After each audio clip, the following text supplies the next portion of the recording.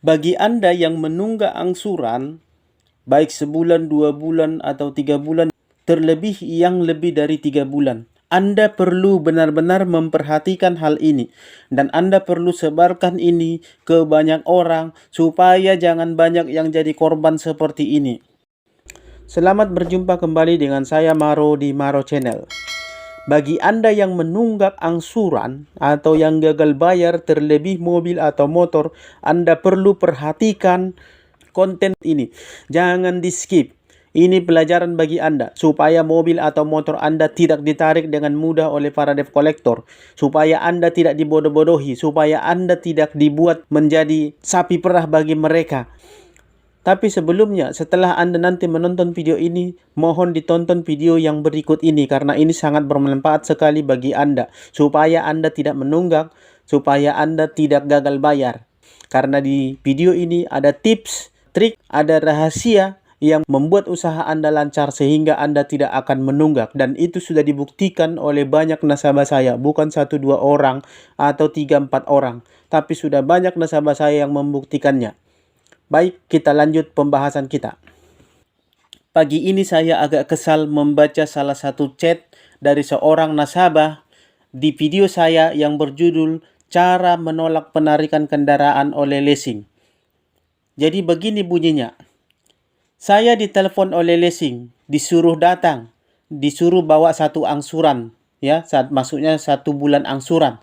Sampai di sana mobil saya ditahan, kuncinya ditahan, STNK ditahan. Tetapi dia ajak negosiasi saya harus bayar semuanya. Ini yang agak bikin saya kesal, ya. Mungkin Bapak ini ditelepon untuk disuruh datang ke kantor, bawa satu angsuran saja dulu. Tapi dengan syarat, mungkin ya, dengan syarat supaya mobil atau motor dibawa supaya dipoto, ya, dengan alasan supaya dipoto, supaya dipastikan bahwa mobil masih ada sama Bapak itu karena ditakutkan mobil dijual atau di-over ke orang lain, mungkin itu alasannya, ya. Atau mungkin dikatakan mau dicek dulu nomor rangka, nomor mesinnya. Itu alasan-alasan oleh para debt collector yang licik. Mereka biasanya akan menyuruh nasabah yang menunggak untuk datang sendiri ke kantor. Dengan demikian, mereka akan dapat mobil, motornya, unitnya dengan cara mudah. Jadi begini Bapak Ibu, kita harus berpikir bijak lah, berpikir kritis lah, ya. Orang yang sudah menunggak mobil atau motornya, pasti para debt collector ini akan berusaha untuk menarik mobil atau motornya. Jangankan untuk datang ke kantor, sedangkan di jalan saja taruhan nyawa mereka berani loh untuk menarik mobil atau kendaraan Anda yang sedang menunggak. Jangankan di jalan, ke rumah Anda pun mereka datang. Bahkan sampai ada mereka yang kena massa, ada mereka yang dikeroyok oleh massa. Nah, ini Anda datang membawa mobil atau motor Anda yang sudah menunggak, Anda bawa ke kantor, lah sama saja Anda menyerahkannya itu. Ketika Anda bawa mobil atau motor Anda ke kantor mereka, di sana posisi Anda akan langsung lemah. Kenapa saya bilang langsung lemah? Ya, mobil sudah ada di kandang mereka, mobil sudah ada di camp mereka.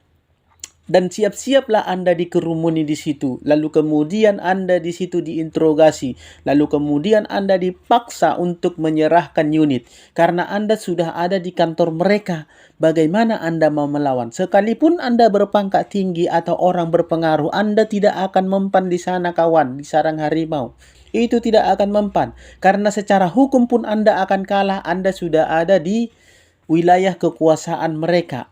Sama seperti kalau debt collector datang ke rumah Anda yang punya kuasa di situ karena Anda yang punya wilayah. Nah, ini Anda datang menyerahkan mobil atau motor Anda ke sana. Membawa mobil atau motor Anda ke sana yang sedang menunggak itu sama saja dengan menyerahkan. Katakanlah apabila terjadi suatu saat keributan atau Anda menuntut, mereka tinggal bilang mobilnya sudah dibawa, berarti itu tandanya bahwa dia sudah mau menyerahkan unitnya. Dia sudah tidak sanggup lagi ini segala macam.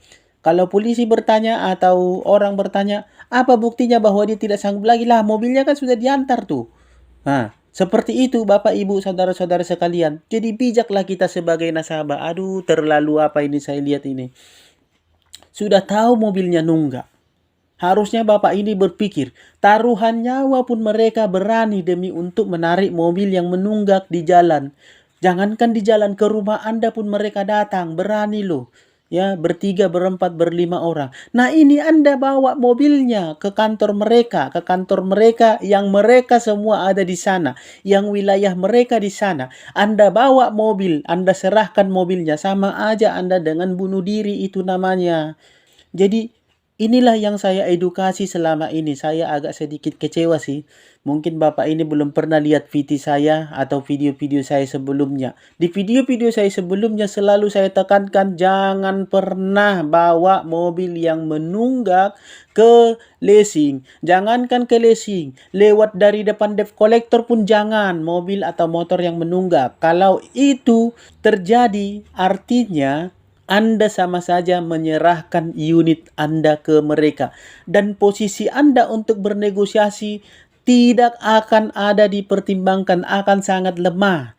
Kenapa? Sangat lemah. Yang pertama, Anda sudah bawa mobil ke sarang mereka. Yang kedua, tempat itu adalah camp mereka. Mereka di sana semua. Yang ketiga, Anda tidak akan ada yang membela di sana. Karena nggak mungkin masyarakat dari luar masuk ke kantor sana sekalipun Anda teriak. Yang keempat, secara hukum, Anda tetap kalah. Kenapa saya katakan tetap kalah? Yaitu wilayah mereka. Saksi mata tidak ada selain mereka. Ya, seandainya pun terjadi sesuatu. Dan kemudian mobil sudah di tangan mereka, sudah mereka gembok itu. Jadi Anda tidak akan bisa nego dengan mereka. Apapun yang mereka katakan, Anda akan iya-iya saja. Kalau tidak, Anda akan kalah. Ya, kalau tidak, Anda bisa saja diusir dari situ. Atau bahkan mereka bisa menuduh Anda melakukan keributan di sana loh. Seperti itu. Ya Bapak Ibu, aduh mohonlah. Sebagai nasabah, para nasabah, Bapak Ibu, saudara-saudari sekalian, sekalipun Anda tidak menunggak saat ini, tapi kalau Anda punya pinjaman, Anda punya angsuran, apalagi yang beragunan, tolonglah luangkan waktu Anda untuk belajar, supaya jangan terjadi hal-hal seperti ini ya, untuk belajar mengenai peraturan dan undang-undang atau hukum yang mengatur tentang leasing perbankan dan pembiayaan lainnya. Supaya ketika terjadi seperti ini, Anda mohon maaf, mohon 1000 kali mohon maaf. Anda jangan bego-bego amat lah. Terlalu ini. Masa mobil sudah menunggak dibawa ke tempat leasingnya, ke camp leasingnya, ke kantor leasingnya? Aduh, tolonglah ya. Bapak, Ibu, saudara-saudara sekalian, jika Anda ada waktu, tolonglah ditonton video-video yang mengedukasi tentang hukum-hukum, peraturan dan undang-undang yang mengatur tentang hutang piutang, ya, leasing bank finance, supaya Anda jangan terjadi hal-hal yang seperti ini. Anda sendiri yang menggolkan bola ke gawang Anda. Tamat. Sekian dan terima kasih. Salam sahabat.